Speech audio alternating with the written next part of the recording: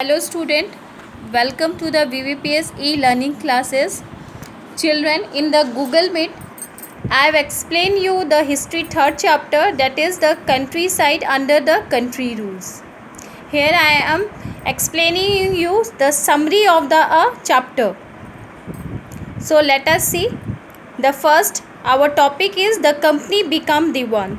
So here it is said that the Diwani of Bengal, Bihar and Orissa was granted to the East India Company on 12th August 1765.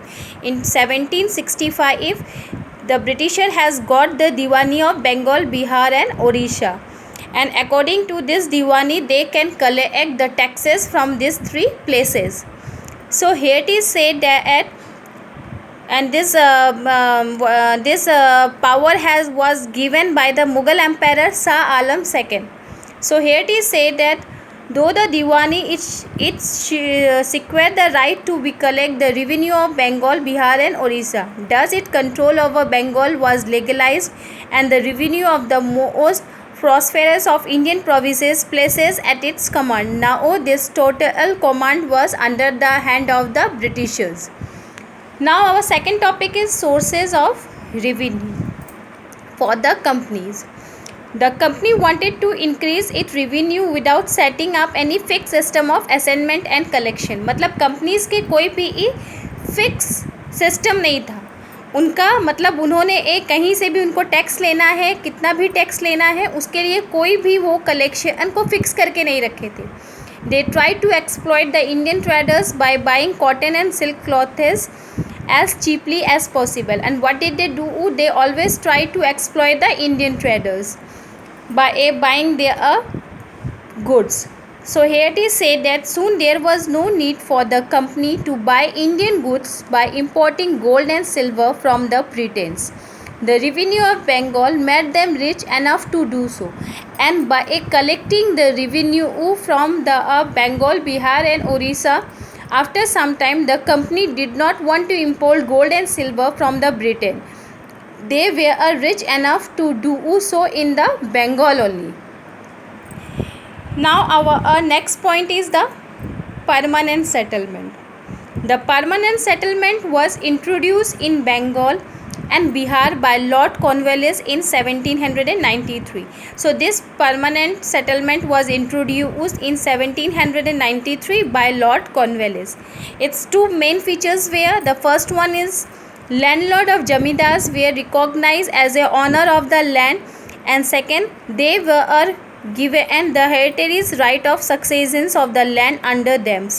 And the third one is the Jamidar could sell or transfer the land as they wished. First, landlord of Jamidars, they were recognized as the owner of the land. Second one, after the Jamidars, their son will get the right to collect the taxes. And third, the Jamidars could sell and transfer the land as they wishes. They have the power to sell it.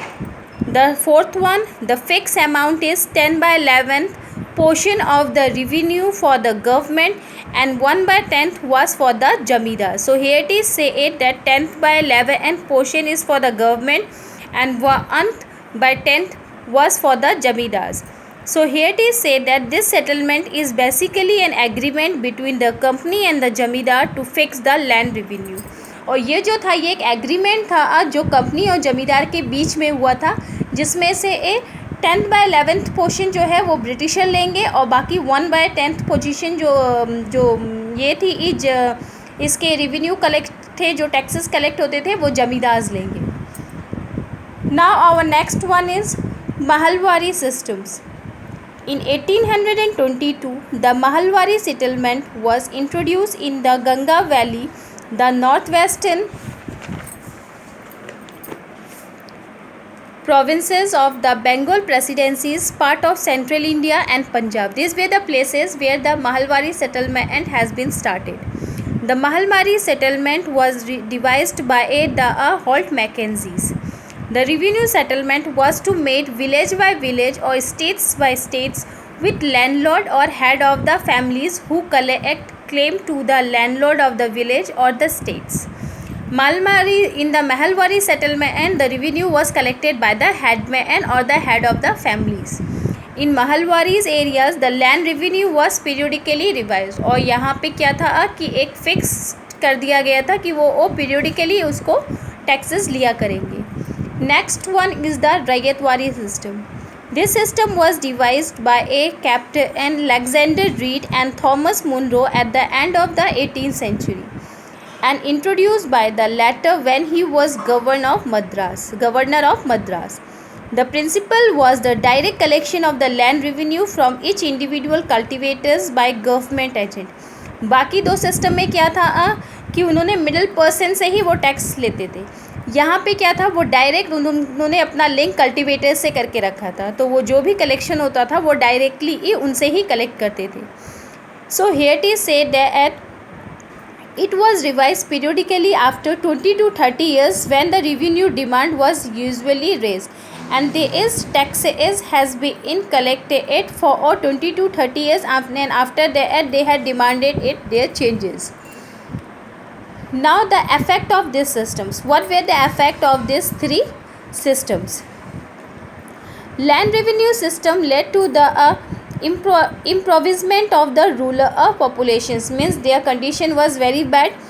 Everybody exploited the peasant and there were frequent against रैयत. मतलब जो भी, चाहे वो britisher होते थे, जमींदार होते थे या विलेज मैन होते थे, वो सब फार्मर को ही एक्सप्लॉइट करते थे, यानी उनका शोषण करते थे. The position of landlord was reduced to being the mere rent collector. Nothing was done to improve the agriculture. They always only collect the taxes and they never try to improve the agriculture. Failure of rain brought about famine in 1943, और जिसके कारण जब वहाँ पे बंगाल में सूखा पड़ा 1943 में, तो कंडीशन और ख़राब हो गई. Lack of people died due to shortage of food and also no money to buy the food. Both the Jabidars and Rayati systems created a new kind of private properties. Now what did they do? The Jamidaris and the Rayati system, they had created a new kind of private properties. Now next one is the growth of commercial crop. With the introduction of new revenue system, peasants began to produce more and more cash crop. They did so to deal successfully with the increasing rate of revenue, so they can collect a good amount of money. But the late 18th century, the company was trying to best to increase the cultivation of opiums and indigo. Opiums means it is one type of drugs, जिसको हिंदी में हम लोग अफीम बोलते हैं. And indigo, the Indian indigo. Faced with the rising demand for indigo in Europe, the British in India looked for a various other way to expand the area under indigo cultivation. About 15 species of indigo were found growing in the Bengal regions. क्योंकि ये बंगाल की जो soil है वो बहुत fertility है, इसीलिए वहाँ पे 15 different varieties of indigos are growing there. Now how indigo was cultivated? So here it is said that indigo was cultivated under two main systems. The first one is the niche system and the Rayati system. In niche cultivations, the planter directly controlled his land, while in the Rayati system, the planter hired the farmer and they can grow the indigo. Now the indigo revolt, because after some time the farmers refused to grow the indigo because they had not get as profit as to grow the other crops, so they have refused to grow the indigo, and this caused the indigo revolt. So here it is said that by the late 19th century, farmer preferred to cultivate rice and jute, since indigo was no more a profit for making crops, and when forced by cultivators planter to cultivate indigo, farmer organized a resistance movement in 1859. So this movement has been started in 1859, in which the farmer has refused to grow the indigo, and this revolt has been started in different part of the India. So children, this is clear up to here. Thank you student. This is the summary of the chapter. and if you have any doubt then you can ask me in the Google Meet. Thank you students.